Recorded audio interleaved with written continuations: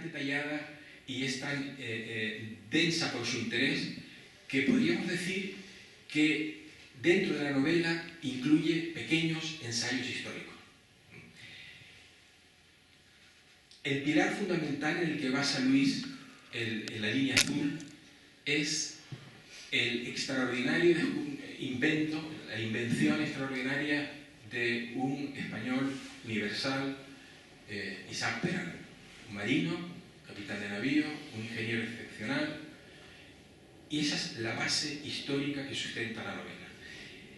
Y habla de esa invención y de todo lo que en torno a ella tuvo que padecer el propio Isaac Peral. Esa es la base histórica de la línea azul. A lo largo de las páginas vamos a encontrar una serie de personajes, algunos de los cuales son históricos, reales, existieron, y otros no lo son. El nombre que Luis le ha dado a ese personaje no es el real, pero sí está basado, se ha inspirado en un personaje real. Es el caso, por ejemplo, que él menciona en la primera página. Luis hace una sinopsis que invita al lector a introducirse en la novela, en las páginas de la línea azul de una manera más cómoda, porque ya tiene una orientación que le va a servir para identificar, por ejemplo, que Vasily Vasilov, que es un personaje que a lo largo de la novela vamos a ver moverse y vamos a ver sus patrañas, las vamos a comprobar, pues bueno, está inspirado en un personaje real que fue Basilio Zajarov. Eso nos vendrá muy bien para el lector.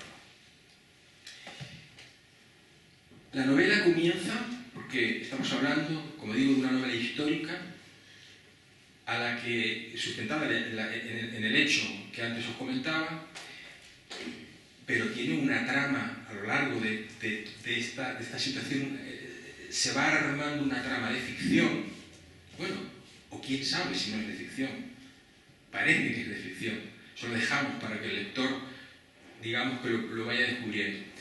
En esta trama, que se va desarrollando en los años 80 del siglo XX, a lo largo de esos años, la novela comienza con un acontecimiento, con una circunstancia con el que se van a topar unos pescadores, un barquito de pesca que está acabando la faena.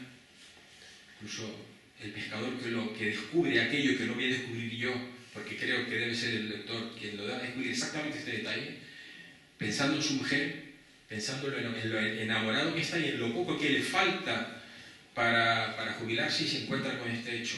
Esta circunstancia que va a descubrir este pescador, abre las puertas a un misterio. Y este misterio va a acompañarnos a lo largo de las páginas de la novela. Y este misterio, por supuesto, el porqué de esta situación la descubriremos al final, en las páginas finales de la novela. Antes de esto, porque como os digo, la trama de ficción que acompaña a lo que Luz quiere contar realmente, que es la historia de Peral, una serie de personajes van a incorporarse a la escena y van a actuar a lo largo de diferentes capítulos, concretamente 67 capítulos. En cada uno de ellos, esos personajes que están relacionados entre sí nos irán abriendo los ojos a lo que descubriremos a última hora.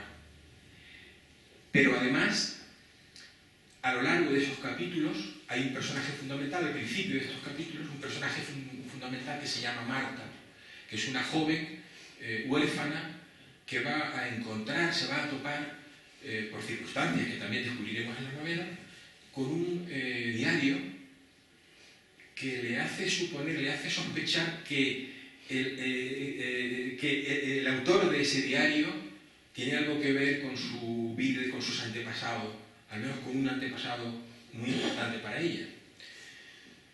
Y esta circunstancia va a motivar a Marta a ser un personaje fundamental de la novela, de esa parte de ficción, o no, que a lo largo de las páginas en la línea azul vamos a ir navegando hasta llegar a ese final que vamos a desear descubrir, como digo, página tras página.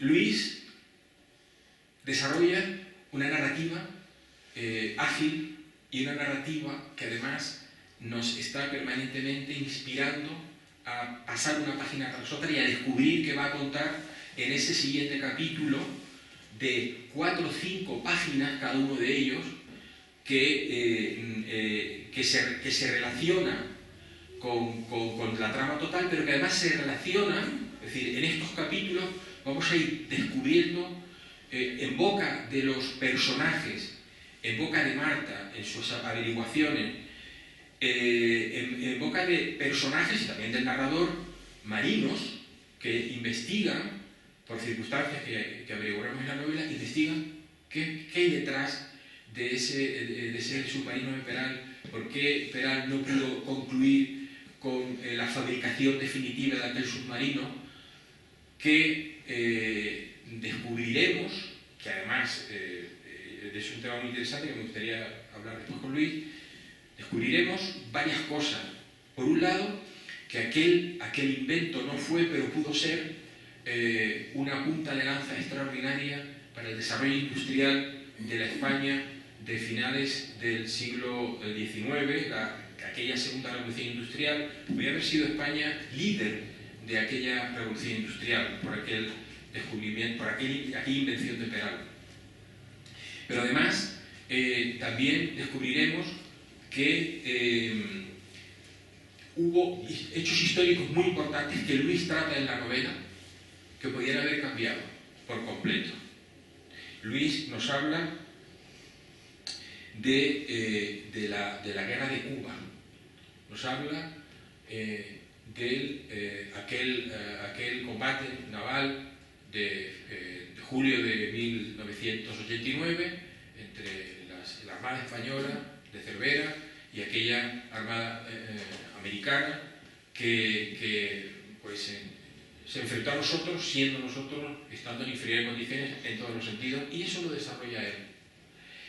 Y la pregunta que nos haremos, y yo la adelanto ahora porque nos daremos cuenta enseguida en la novela, ¿qué hubiera sucedido si España hubiese contado con aquel invento extraordinario, el submarino, esa nave que podía introducirse bajo las aguas, avanzar hacia el enemigo sin ser visto y destruir a un buque importante, a un acorazado, en la noche o en el día, pues le iba a dar igual, se iba a enterar que le habían alcanzado cuando reventar las tripas del barco. Las cosas podían haber cambiado. Esto es algo que me gustaría en un ratito pues comentar con Luis. Luis además aborda a lo largo de la novela, es evidente que lo hace con toda la conciencia, con toda la intención, en boca, por ejemplo, de uno de los personajes de Paula, una joven historiadora, a mí me parece apuesta, es lo que yo interpreto. Luis dice, bueno, no lo sé, eso según tu imaginación, inteligente, pues hablando con un amigo suyo, con Roberto, ella defiende permanentemente sus conversaciones con este hombre que es marino, que es una persona con cultura. Ella defiende la falsedad de la leyenda negra española, la nefasta leyenda negra que tanto daño nos ha hecho. Ella defiende esa falsedad. Y sucede lo que hoy en la sociedad está sucediendo, que este hombre culto, y ya digo, marino de profesión, sin embargo se la ha creído, y cuando ella le explica que ciertas cuestiones no fueron así, sino fueron así, él las descubre y dice, pues no lo sabía, creía que éramos muy malos, ¿no? Y Luis, en la novela, a lo largo de diferentes capítulos, siempre en boca de Paula, digamos que defiende el honor de nuestros antepasados, mancillado por la leyenda, por la nefasta leyenda negra.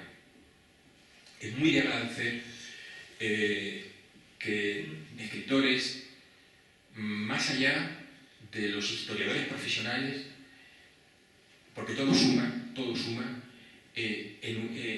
hablemos y saquemos y demos a conocer al lector personajes tan importantes como Isaac Peral, que de una manera de sociedad, e incluso pues hablemos de la falsedad de la leyenda negra, como hace Luis aquí. Y además Luis aprovecha las circunstancias de la novela para, en boca de los personajes y del narrador, él nos sitúa en el entorno histórico de la época. Nos sitúa en el entorno histórico de aquellos años 80 del siglo XIX y nos cuenta cosas muy interesantes de la década de los 80 del siglo XX. Su experiencia como marino, pues, y en la Armada Española, le permite pues, estimular nuestra imaginación sobre ciertas cosas que cuenta, que ya pues, cada uno que piense si fueron reales o no. Circunstancias de un barco, de un buque español, que estuvo siguiendo a toda una armada rusa en aguas españolas, en un momento determinado, en aquellos años 80. Bueno, pues aquello que él cuenta en la novela, como digo, dentro de la historia de ficción que acompaña a la historia real, pues son anécdotas todas muy interesantes que nos pueden hacer pensar si esto fue así realmente o es parte de la ficción. Eso lo dejo para que cada lector, ¿no?, agudice el ingenio y deduzca. Yo no quiero extenderme porque, como os decía, efectivamente muy bien, voy a concluir ya. Lo que creo que nos interesa a todos es poder charlar con Luis y que Luis nos explique el desarrollo de su obra. Pero yo quisiera decir algo que para mí es muy importante, y es lo siguiente. En la línea azul me ha hecho pensar, me ha hecho darle vueltas a ciertas cosas, y yo eso se lo agradezco muchísimo a cualquier obra que lea. No solo que me entretenga y que me resulte interesante ir avanzando y tratar de saber qué ha pasado después de esto y del otro, que lo hace, sino también agradezco mucho cuando una obra me hace pensar, me enseña cosas que no sabía. Y en la línea azul agradezco mucho como lector y como amante de mi patria y como amante y defensor de nuestros antepasados, a los que debemos un respeto, a hombres tan importante y tan olvidado como fue, por ejemplo, Isaac Peral. Y él me ha descubierto un personaje que era un talento, un ingeniero excepcional, un gran marino, pero además era un patriota. Un patriota, un hombre honesto y honrado. Son parecidas pero diferentes cuestiones. En contraposición a otros personajes que al menos en la novela, personajes reales, digamos que se presentan turbios.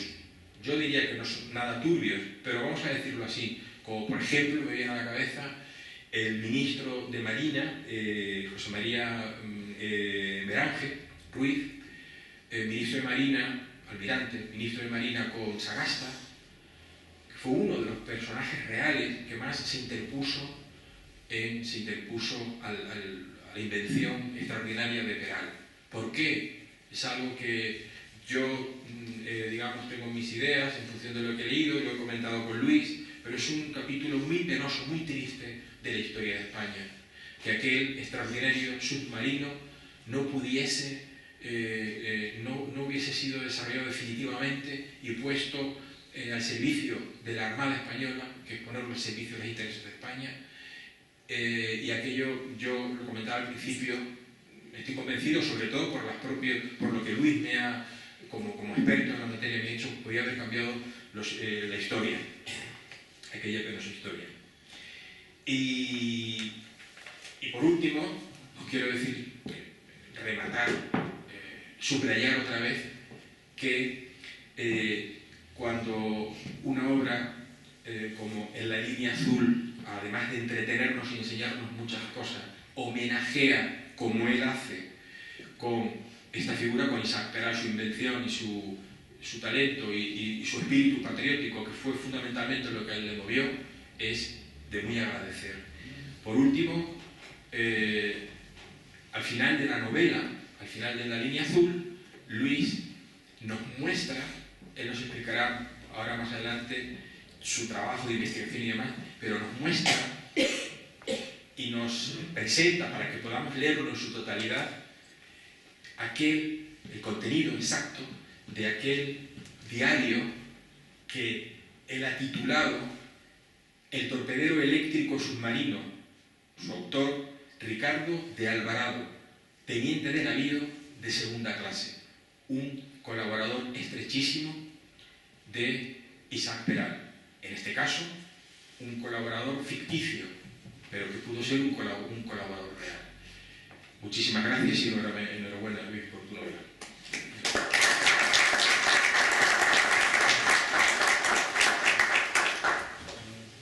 Con el permiso del señor presidente, director, perdón. Bueno, muchas gracias, Jesús, por tu breve síntesis. Y se nota que eres un entusiasta de la historia y autor de novela histórica. En fin, muchas gracias. Pero muchas gracias, Juan Naval, por estar aquí. Cronista de Santa Cruz, vicerrectora, compañeros de la tertulia del 25 de julio, miembros de esta sociedad, señoras y señores, familiares y amigos. Muchas gracias por venir. Bueno, efectivamente es una novela histórica. Yo eso es lo que creía. Sin embargo, este libro ganó un premio o una mención a la obra literaria en el CIF Market 2019, que es un concurso de producciones cinematográficas, de guiones, y en la cual este año, es una producción que se hace aquí en Tenerife, y este año también intervinieron la obra editorial, y esta novela ganó esa sección de la obra editorial, y allí me explicaron, los expertos en guiones cinematográficos y demás, me explicaron, entre otras muchas cosas, que esto era algo así como un thriller, no un thriller histórico, sino un thriller sobre un acontecimiento histórico. Porque en realidad toda la trama se desarrolla en los años 80 del siglo XX. Yo lo que les voy a hacer es un breve recorrido sobre la elaboración de este trabajo, un poco para que lo entiendan, y que yo creo que es la mejor forma de saber lo que contienen esas hojas. Además, la idea inicial de empezar a escribir este libro pues surgió precisamente aquí en La Laguna, en unos ciclos de conferencia sobre temas de cultura marítima y demás, y en particular a mí me correspondió hacer una presentación del libro de un compañero y un amigo mío, Agustín González Morales, que trataba era sobre la guerra de Cuba, y además estaba muy documentado, era un trabajo extraordinariamente documentado. Yo no sé si saben ustedes que el almirante Cervera, antes de recibir la orden de que saliera de Santiago de Cuba, él ya sabía dos cosas. La primera era que la flota la iban a hundir directamente los norteamericanos por su gran superioridad, o sea que iba a haber una enorme cantidad de bajas, y la segunda cosa que también sabía Cervera es que después, si sobrevivía, le iban a echar la culpa de aquel desastre, incluso también pues, de la pérdida de la isla. Entonces Cervera tenía uno de los oficiales que estaba embarcado con él, era un hijo suyo, que era teniente de navío, y lo mandó justo el día antes de salir de Santiago de Cuba. Cogió toda la documentación que había ido recopilando durante los meses anteriores, durante los meses previos, las órdenes, los escritos que él había ido elevando a Madrid, explicando un poco que aquello era un disparate, y los mandó a un convento en Santiago de Cuba para que quedaran allí protegidos con objeto de poder recuperarlos luego si él sobrevivía, y le sometían a un consejo de guerra. Efectivamente así ocurrió, le sometieron a un consejo de guerra, recuperó la documentación y salió libre de carga. Así que, bueno, pues todo ese libro tan complejo, con toda esa documentación, yo creo que algunos de los que están aquí estuvieron presentes en aquel acto, fue particularmente emotivo porque había, entre los asistentes, en particular había un nieto y un bisnieto de uno de los comandantes de los barcos que murió en aquella operación, que se hundió con su barco en aquella operación. Entonces aquel acto, que ya digo que tuvo lugar aquí en La Laguna, tuvo una carga sentimental bastante profunda, y en el ambiente había ahí flotando algo especial. Al final fue el último acto, la última conferencia, y al final hubo una copa, y en esa copa pues, se formaron una serie de corrillos, y bueno, pues en el corrillo en el que yo estaba me preguntaron, pensando a lo mejor de que yo era un experto en la guerra de Cuba, por haber presentado el libro, y me preguntaron que por qué no había habido un submarino de Peral en Santiago de Cuba y habría evitado pues, todo aquel desastre. Y claro, buena pregunta, ¿no? O sea, buena pregunta, pues no supe qué decir, pues no tengo ni idea. Yo en aquella época vivía en otro lugar, no estaba aquí en Tenerife, mi familia vivía aquí, pero yo estaba fuera destinado. Entonces eso que me llevaba aquella pregunta, me la llevaba conmigo, me acostaba con ella, y en fin, empecé a poco a poco, un poco empecé a documentarme así, de forma sin ninguna intención, ¿no? Pero claro, todo lo que iba averiguando, pues cada vez me iba sorprendiendo, pero también me iba asustando, porque lo que iba apareciendo era realmente extraordinario, ¿no? Entonces, al final, al cabo de año y medio, recuperé una gran cantidad de documentación ya, que con objeto de, bueno, ahora todo esto habrá que analizarlo, habrá que estudiarlo, habrá que ver conexiones laterales, los porqués, las causas de todo aquello. Y entonces lo que se me ocurrió pues fue hacer una relación cronológica de todas aquellos resultados, aquella investigación, y aún así me pareció, digo, bueno, esto es demasiado árido, esto, bueno, para un investigador naval está muy bien, pero esto, para que lo entienda la gente y la gente lo sepa, esto no sirve.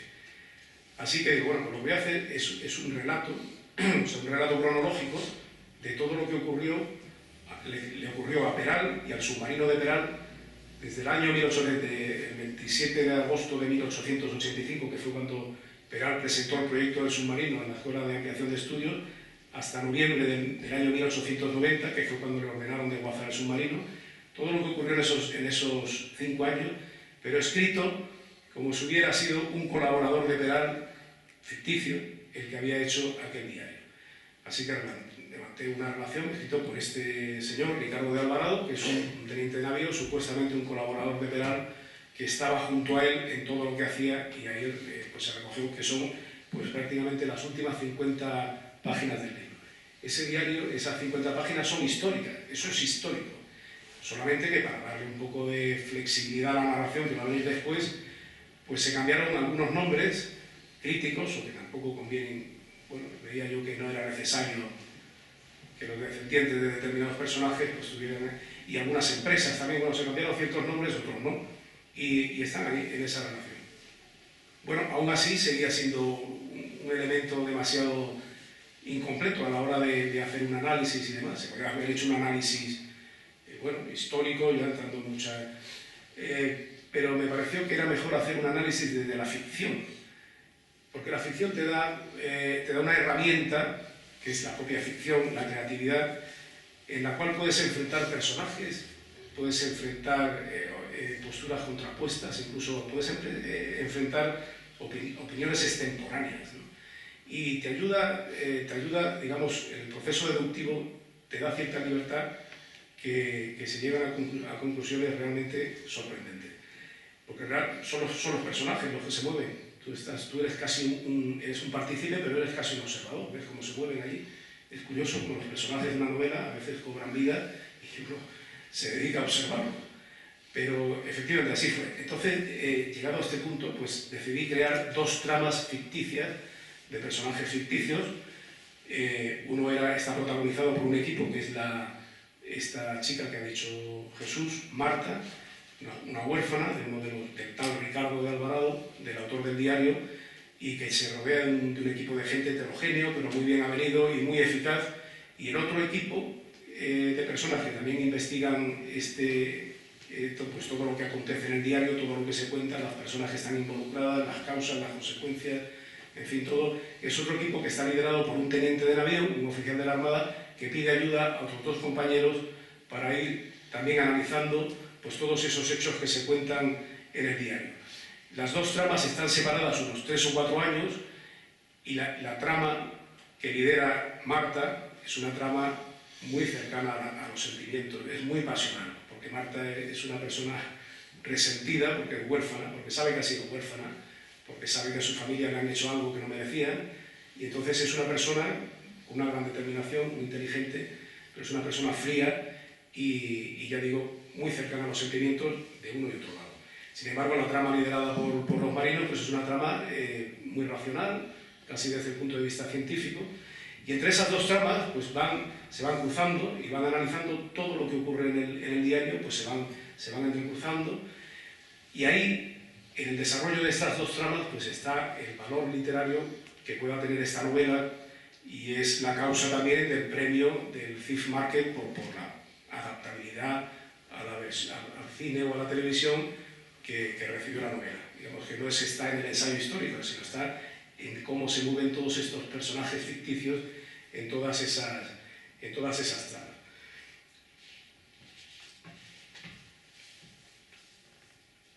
Bien, pues, como digo, ambas tramas recogen todos esos factores. Ustedes dense cuenta de que porque el invento de Peral fue un invento que efectivamente funcionó, un invento operativamente funcional. Llegó a tirar torpedos, se desarrolló, se descubrió por primera vez todos los misterios de la navegación submarina, o sea que era un invento perfectamente funcional. ¿Cómo se le explica a toda una nación que un invento extraordinario, capaz de sacarle de un montón de apuros en los que estaba metida España a finales del siglo XIX, tan necesitado y perfectamente probado, ¿cómo se le explica a una nación que eso no sirve? Bueno, pues ahí es donde está digamos, todas esas dos tramas van recorriendo todos esos recovecos, a veces son peligrosos, y van viendo todos los personajes que están montando o están desmontando todo el asunto del submarino de Peral, y desde todos los puntos de vista, desde el punto de vista de la sociología, desde la prensa, desde la economía, por supuesto, el tema militar, desde la psicología también. Entonces, las dos tramas van abundando en todos esos extremos que son muchísimos recovecos, y al final, pues ambas tramas confluyen en un desenlace final, aunque están separadas varios años, pero vienen a coincidir en ese resultado, concluye con un final, pues digamos que es sorprendente. En fin, no es un final para personas que en fin, que estamos, parece que los españoles estamos siempre acostumbrados a dejarnos que nos salgan todas las cosas mal y tal, ¿no? Es un final acorde con la protagonista, con Marta. Es un final pues para aquellos que no tienen vocación de víctimas, y en fin, espero que para ustedes también. Y bueno, pues eso es básicamente un poco el desarrollo de todas las dos tramas de la novela. Y en el CIF Market, en este concurso cinematográfico que les digo, pues presentamos un pequeño vídeo, un book trailer, que es un vídeo pequeñito de un minuto y medio, que se lo enseñaremos después lo pondremos para que lo vean ustedes. En ese vídeo tan cortito están un poco los protagonistas. Bueno, están los inventores, porque Peral no fue el único inventor. O sea, hubo muchos inventores españoles en el siglo XIX de un éxito tremendo, con unos adelantos increíbles, y que también les pasó a Peral. O sea, sus inventos no se pudieron desarrollar en España. Algunos se fueron al extranjero y sí lo consiguieron, pero otros no. Y hubo muchos que precisamente se arruinaron por no querer vender sus invenciones a empresas extranjeras o a potencias extranjeras. Y luego, curiosamente, como ha dicho antes Jesús, hubo inventores españoles con inventos de gran éxito, que al ver que no podían ni fabricarlos en España ni querían que lo hicieran en empresas extranjeras, se negaron a que fueran comercializados. Incluso algunos los donaron al pueblo español, donaron sus patentes y sus modelos de utilidad al pueblo español. Es una cosa muy curiosa, porque cuando uno analiza el final del siglo XIX, y todavía la generación del 98 y la otra y tal, y entonces ve que hay otra realidad, ¿no? O sea, que los técnicos, los inventores, los ingenieros vivían en otra realidad. Había como otra realidad detrás de la literatura, detrás de la prensa. Había otra realidad que ellos sí que percibían perfectamente. O sea, esta gente, bueno, en cada segundo, yo no sé el coeficiente intelectual que te podía tener Peral, pero les puedo asegurar que era muy alto, no solamente Peral, sino los que trabajaban con él, porque con Peral, bueno, tengo que decir que uno de los colaboradores de Peral era José Luis Díez, que murió repentinamente. Era el mayor experto, uno de los mayores expertos a nivel mundial en el fluido eléctrico. De hecho, participaron ambos en la Feria de Electricidad en París, y eran personas con un expertizaje muy alto, ¿no? O el ingeniero naval que hizo el submarino, Castellón de Pinazo, o Ontoria, que desarrolló la artillería de la época.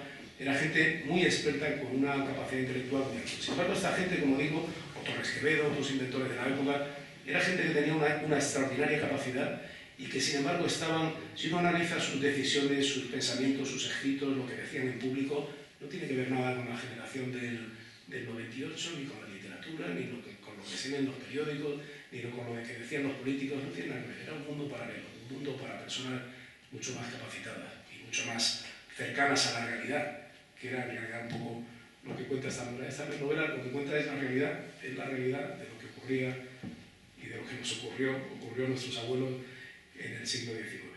Pues como le digo, al final pondremos un vídeo muy pequeñito, de un minuto y medio, pero en ese vídeo podrán ver por lo menos las caras de algunos de los protagonistas, de los principales inventores del siglo XIX. También está Peral.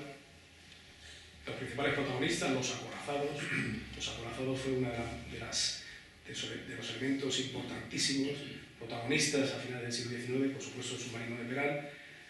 Y también están los malos, ¿no? También están pues, algunos personajes como Vasil Zaharov o Vasily Vasilov, como se le llama en la novela. Hay un personaje inspirado que yo le he puesto el nombre auténtico, le llamo la duquesa. La duquesa de ya no me acuerdo. La duquesa. Es un personaje muy... Es un personaje clave y en fin, está el embajador griego Skouloudis, que es el introductor de Vasilov en España. Está Hearst también, que fue el instigador de la prensa contra la guerra de Cuba. En fin, hay unas caras allí que las pueden ver ustedes y que son personajes históricos de la época. En fin. Hay algunas preguntas que que quería hacerte, Luis, que creo que es interesante para todos. Hay una circunstancia de la novela muy curiosa, muy peculiar, y que me resulta, además, una virtud de la obra, ¿no? Y es que, y quería preguntarte al respecto, Isaac Peral no actúa en ningún momento, o sea, no entra en acción en el presente de la novela. De Isaac Peral sabemos, a lo largo de la lectura, a través de lo que los personajes o el narrador van contando de todos sus aconteceres, ¿no? Y sin embargo, la sensación que uno tiene al leerlo es que está en la novela permanentemente, es decir, Isaac Peral no actúa, pero sin embargo aquí te da la impresión de que está presente. ¿Cómo te inspiraste en crear la figura de Isaac Peral o sencillamente te dejaste llevar? ¿Cómo fue el tratamiento? Porque estamos hablando del motivo fundamental de la creación de esta obra literaria. Claro, lo que se está analizando es la creación de Peral, ¿no? Es el submarino, la obra de Peral es lo que se está analizando, de por qué fracasó esa obra. Y claro, al analizar todos esos hechos, algunos verdaderamente difíciles de ver a primera vista, porque yo creo que se llega a aspectos bastante profundos, desde el punto de vista de la psicología, la sociología, incluso la parte técnica menos quizás, pero la manipulación de masas, las campañas de prensa, en fin, hay una... El sufrimiento de Peral se palpa.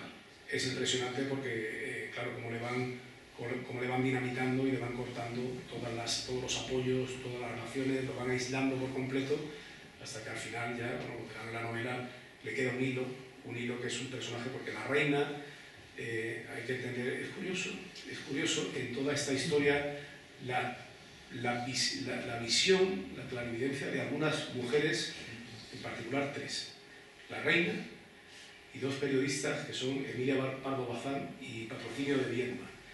La reina siempre apoya a Peral, desde el primer momento entiende que es un proyecto grandioso, necesario para el interés general de los españoles, y cuando ya Peral ve que lo tiene, está perfectamente acotado, entonces le manda a su ayudante personal. Su ayudante personal era un capitán de fragata. Pensemos que Peral era un teniente de navío. Traducido a tierra, al ejército de tierra, un teniente de navío es un capitán y un capitán de fragata es un teniente coronel. Sin embargo, el capitán de fragata se enrola en el submarino y se mete dentro como uno más, solamente con la misión de informar a la reina de todo lo que le estaba ocurriendo al submarino de Peral. De que hubiera un hilo conductor directo con la reina, o sea, que la reina sabía que las cosas con el submarino no iban bien. Incluso le dice a Peral que podía dirigirse directamente a ella en cuanto la necesitara, así me ocurrió 2 veces, y ya se puede ocurrir lo que le pasa a ese hilo conductor, ¿no? A ese oficial, a ese capitán de fragata, ya se pueden imaginar, y eso es un hecho real. Ya se pueden imaginar lo que le ocurre precisamente en el momento, pues, cuando más necesario era. Pero es curioso que la reina tenía una gran sensibilidad sobre lo que estaba ocurriendo al submarino, cosa que otros políticos e incluso marinos también pues no la tenían. Y luego estas dos periodistas que son Emilia Pardo Bazán y Patrocinio de Viedma. Emilia Pardo Bazán es la única persona que habla, antes de que digamos, fracase el submarino, que habla de la posibilidad de un complot novelesco y maquiavélico. Es la única persona, además que lo da por escrito. Emilia Pardo Bazán se hizo amiga de Peral en Pontevedra, en el balneario de... Bueno, el balneario ese que hay en Pontevedra, al sur, me parece que es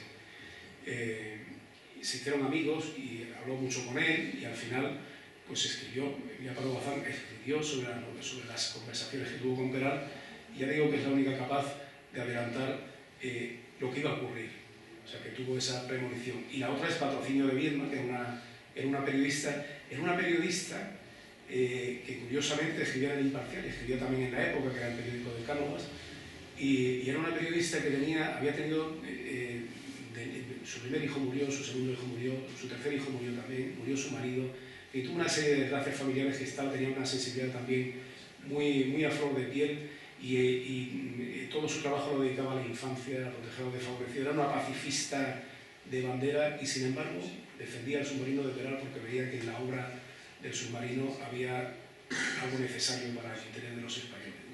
Entonces es curioso cómo estas tres mujeres tuvieron esa sensibilidad por encima de muchos cargos importantes, tanto en la Armada como en defensa, en los políticos, en el mundo de la ingeniería también, y supieron percibir lo que estaba ocurriendo.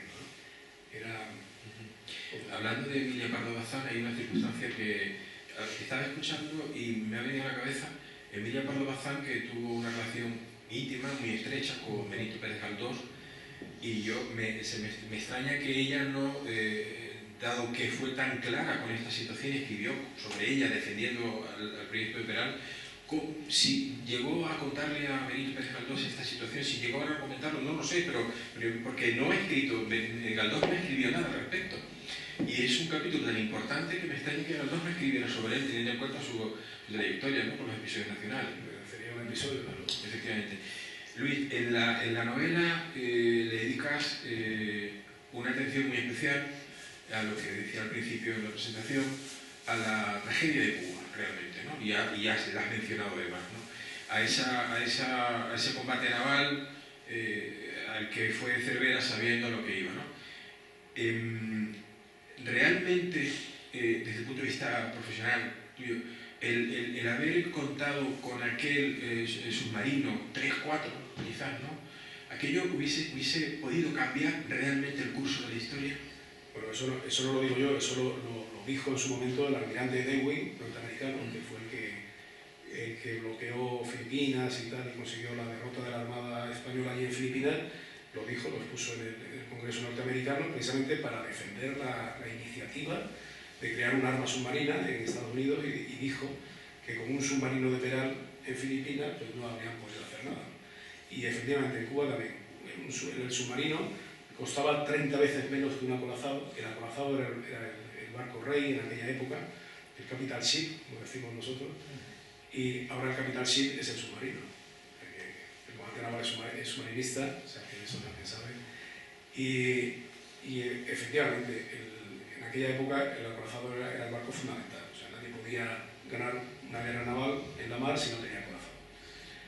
El acorazado también sabes que en el libro es un objeto de controversia también, porque precisamente un tinerfeño también muy clarividente, que es Antequera, Juan Bautista de Antequera, redactó, cuando fue ministro de Marina, redactó un plan de escuadra, y mucho antes de que se perdiera Cuba, porque ya también lo intuyó, entendió que España iba a necesitar acorazados para poder defender en algún momento no demasiado lejano pues tanto Cuba como Filipinas, y redactó un plan de escuadra en el cual se presupuestaban 12 acorazados.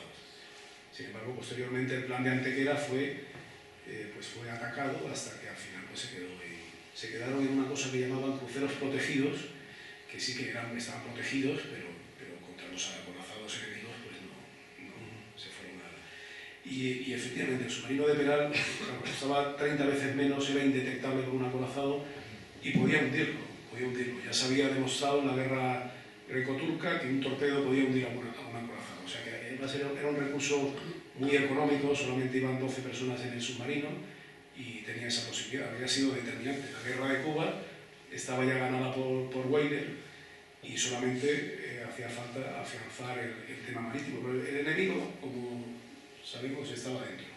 Efectivamente. El enemigo estaba dentro. Hablando del enemigo dentro, cuentas en la novela, en relación también a aquel combate naval, una circunstancia en la que un torpedero, el dromedario lo llamas en la novela, no estuvo quizás donde tenía que estar, es decir, con la Armada Española en la bahía de Santiago de Cuba, y tomó otro rumbo, pudiendo haber sido muy útil en contra precisamente de aquellos acorazados, porque, como tú cuentas en la novela, y había precedentes ya, un torpedero podía hundir un acorazado, y sin embargo no estuvo en aquel combate, pudiendo haber estado. ¿Cómo lo ves esto? Tú lo comentas en la novela, pero me gustaría que nos hablaras un poco realmente, porque esto lo cuentas como un hecho de ficción, pero que pudo ser real, o que realmente fue. Bueno, yo ya creo que he dicho que durante la investigación de todo este asunto hubo temas que realmente me dieron taquicardias. Sí. Me dieron taquicardias porque no solamente pasaba del asombro, sino ya era una mezcla de asombro y susto, porque no era... El caso del dromedario va por ahí también. Yo le llamé, no se llamaba dromedario, tenía otro nombre el barco, y descubrí en los oficiales de ese barco, descubrí una realidad que no me gustó absolutamente nada y no la he contado. La he contado por encima, pero no la he querido contar porque no me parecía, era acorde con los tiempos, ¿no? Pero efectivamente, el dromedario se ha escrito otra novela.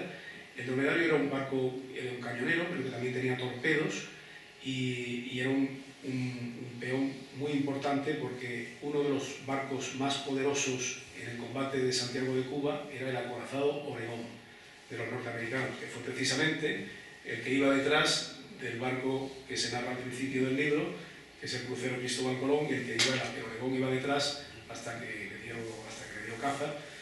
Pero el Oregón es un barco que en el momento del conflicto de Cuba estaba en el Pacífico, en la costa del Pacífico, y tuvo que hacer un viaje por toda la costa sudamericana del Pacífico, luego cruzar la Patagonia, los canales patagónicos, y luego subir hasta Cuba.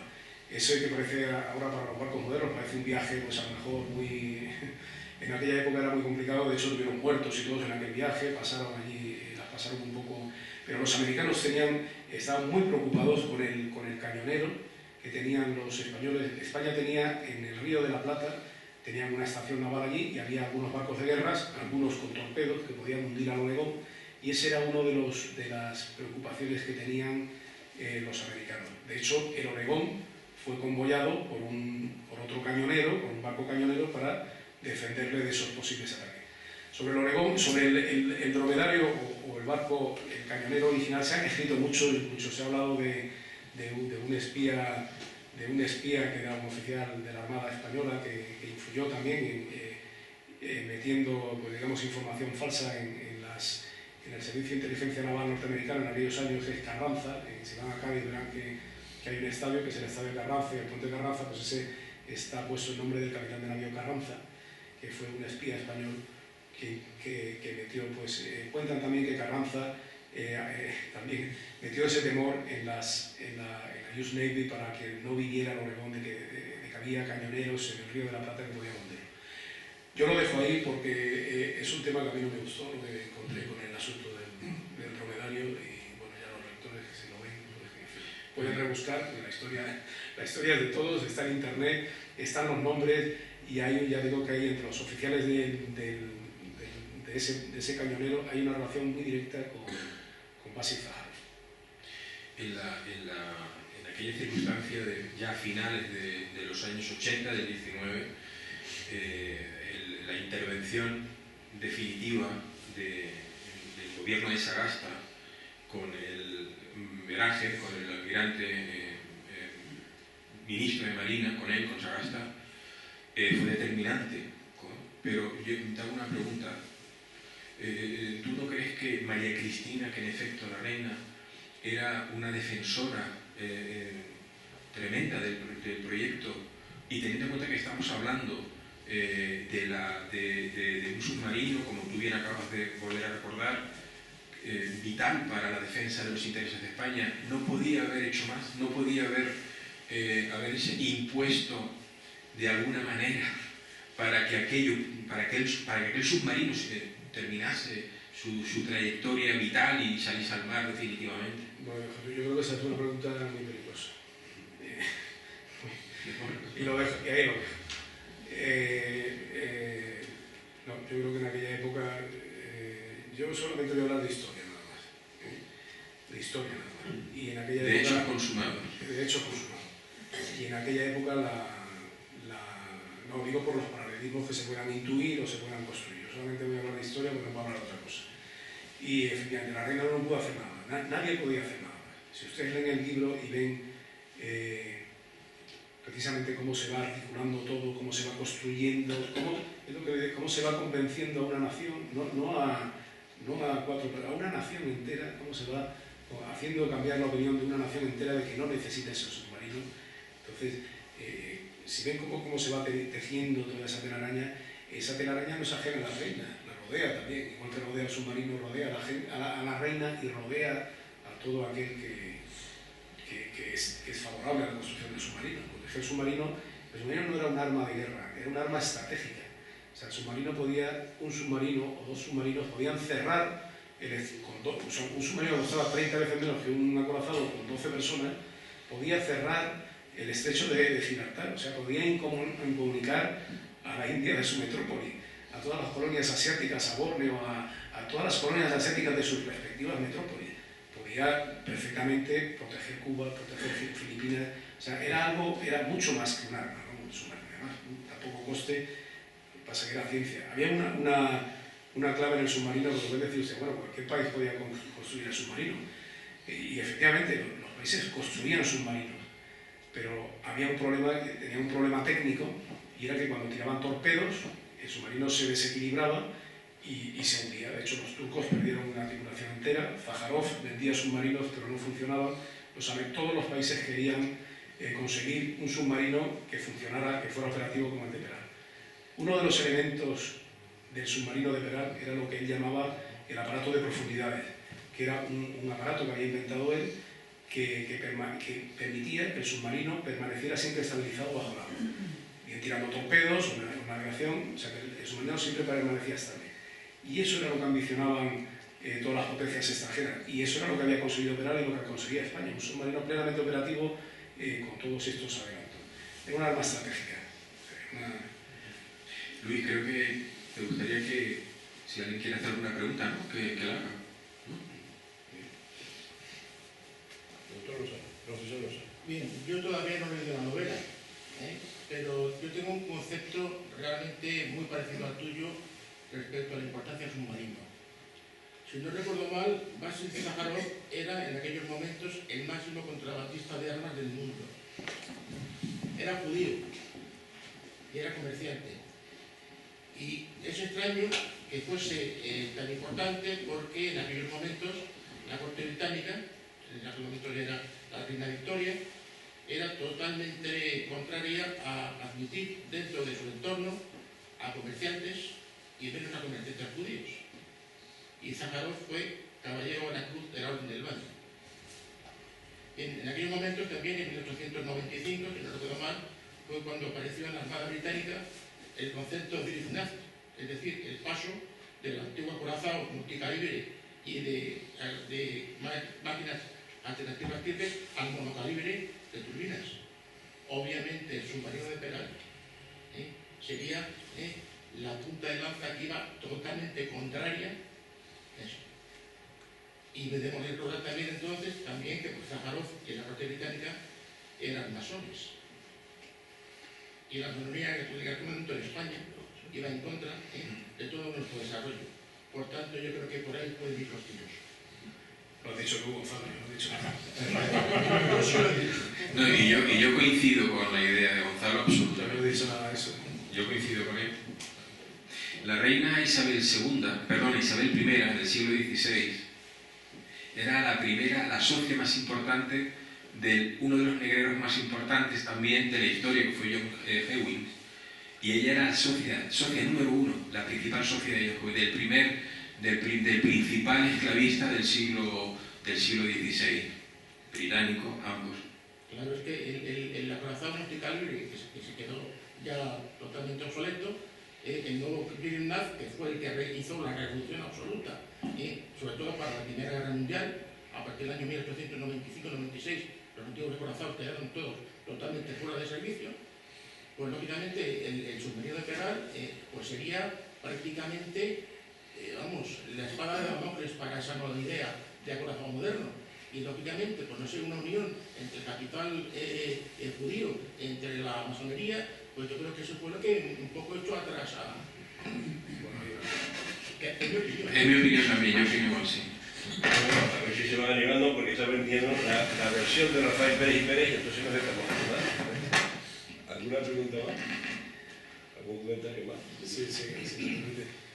Bueno, yo a esto, por no decir que no te quiero contestar, yo creo que todo tiene que ver con nosotros. O sea, nuestra vida está influenciada por muchísimas cosas. Está influenciada pues, por sociedades secretas o discretas, de las que no, pero no se puede negar su existencia. Están ahí. Están los servicios de inteligencia, están ahí sociedades religiosas, que, en fin, hay clubs privados, determinadas camarillas de personas, empresarios, o sea que no podemos negar la existencia de sociedades secretas, discretas de todo tipo que afectan nuestras vidas. O sea, eso es así, no se puede negar.